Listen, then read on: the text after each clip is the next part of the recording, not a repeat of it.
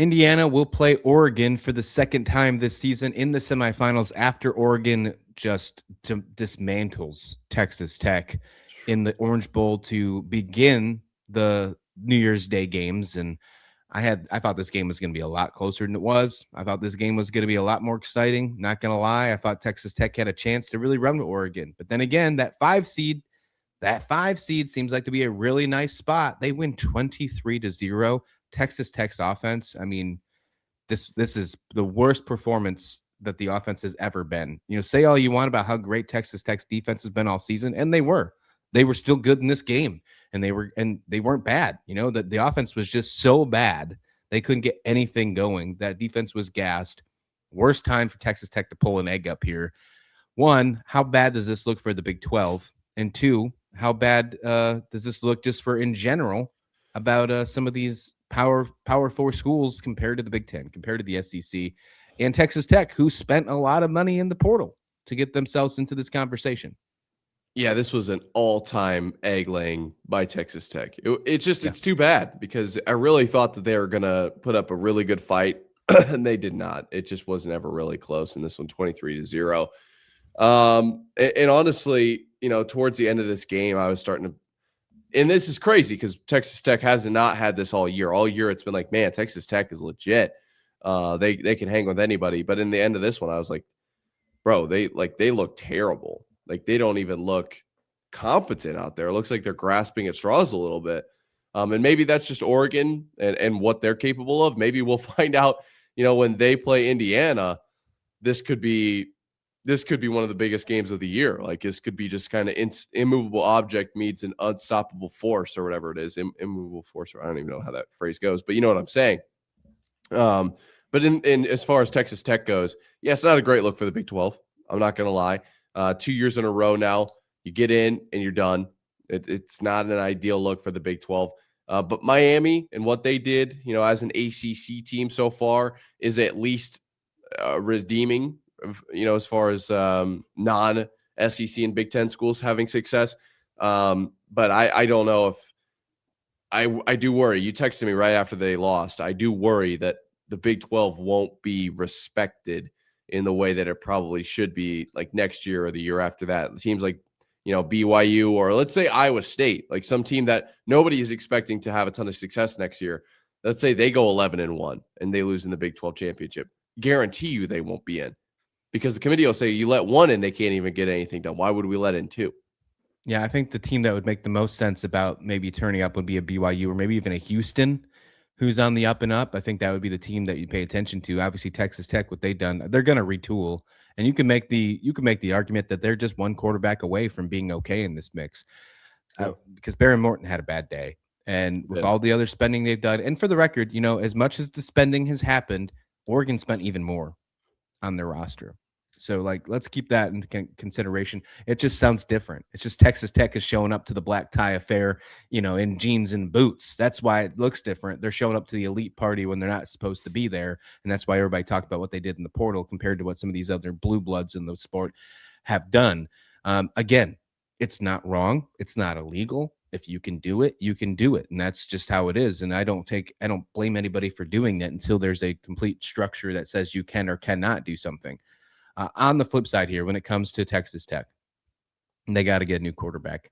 They got to figure this out. Joey McGuire, for the first time since being the head coach at Texas Tech, gets to the 10-win mark, and then they underperform here. They are now going to be the first conference in the college football playoff format that did not score a single point. Alabama saved the SEC, got their field goal. Texas Tech couldn't get that done. They get shut out by Oregon. And this is a conversation we've had about other schools in the college football playoff format, talking about them being worried about with all the coaching changes. Both of Oregon's coordinators are going to be head coaches somewhere else. That did not faze them. Will Stein going to be the head coach at Kentucky. You got their defense coordinator about to be the head coach at Cal. Didn't faze them. They're completely locked in. And now they're going to try and fight for the second time. They did lose the first time against Indiana. Now they got to see if they can win it.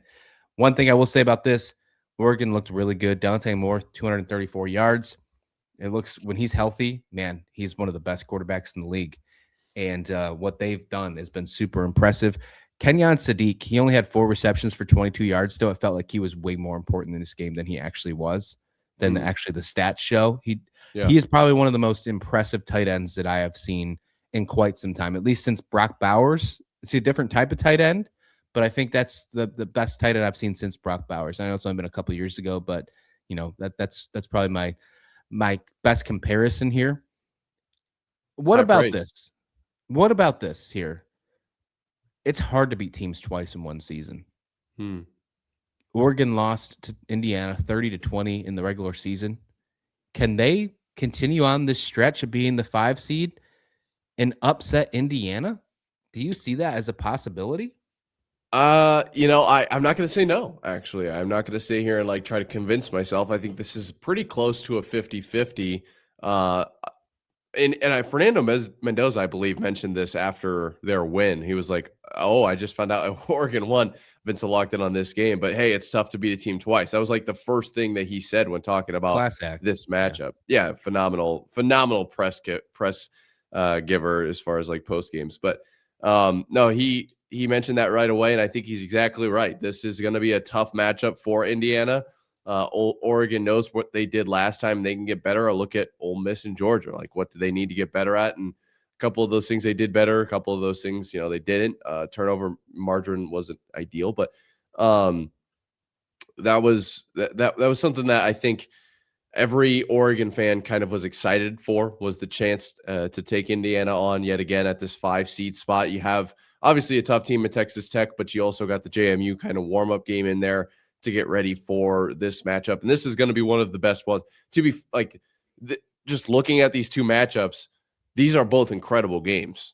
Like, I don't know which one's better. Miami or Miami Ole Miss is going to be phenomenal with what Trinidad Chambliss just did. And then these two, this feels like Superman versus like Batman, or like some Superman versus like, I can't even think of like who a good villain would be, but just like impressive team versus unbelievable.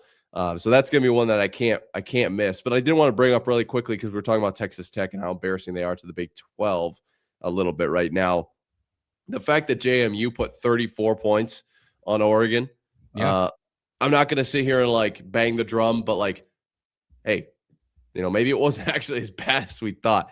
Maybe there is something to be said about still letting those G5 teams in. Yeah, they just ran into one of the best teams in Oregon. But like, they didn't hang zero. They didn't lay an egg. 99 times out of 100, you'd think that Texas Tech would be able to run with Oregon in this game. You think they at least would not be shut out in this game.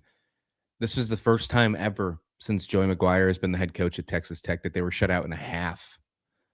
So let alone being shut out in a full game on the national stage. I mean, they completely laid an egg. It was the worst game that we've seen from Texas Tech since, the new era of Texas Tech football here. On the, looking on the other side, though, I think you're right. I think James Madison, you look at back and you look at back at like what I remember Joel Klatt said. He's like, I feel bad for these JMU players, where they should be fighting for their own national championship at their own level. They competed against Oregon better than Texas Tech did. Yeah, and they did. Let's not say that Oregon pulled their starters in the second half, because they didn't. JMU put up some points against Oregon starters. That happened. You can't take that away. You can't. Now, I'm not going to say that I think that the G5 is better than the Big 12. I'm not going to say that, because I don't think that's true. Right. But like, it just shows that these leagues are a lot closer than people are saying they are. Yeah, especially with the NIL and the portal and all of that. When you look at what, like, obviously Texas Tech did, you can say, oh, well, that's just like kind of like a fluke. And Texas A&M scored 3 points against Miami. Texas Tech 0, and Ohio State scored 14 against Miami. Now, those are all games. This was per CBS Sports. So 17 points combined via those 3 teams scored in losses as the better seed. And JMU scored 34 points at Oregon. We didn't even talk about the fact that it was on the road, a true home game for Oregon. So just keep that in mind. Yeah, it's more about like they competed. They were absolutely in that game, and the talent gap, maybe someone will say, oh, that was all garbage time. And look, they came out there and they scored 34 points. What about garbage time for Texas Tech? Well, what happened there? Because I don't remember them scoring 34. I don't even remember them scoring 1. Yeah. Oregon, Indiana, Friday, January 9th, the Chick-fil-A Peach Bowl. That game will be at 7:30 Eastern Time, ESPN. Mendoza versus Dante Moore. This could be the top 2 quarterbacks taken in the NFL draft on April. We could be seeing the 2 quarterbacks going against each other and the winner going to the national championship game. Each of these teams have never won a national championship. So we are guaranteed one team to be in the national championship game that has never, ever won one. I love that. That's Absolutely what it's love all that. about. I mean, Yeah. that's really what the 12-team playoffs all about. This is, dare I say, the underdog. It's why the thing putting Oregon in that underdog conversation. But when it comes to national championships, it's true. Historically speaking, yeah.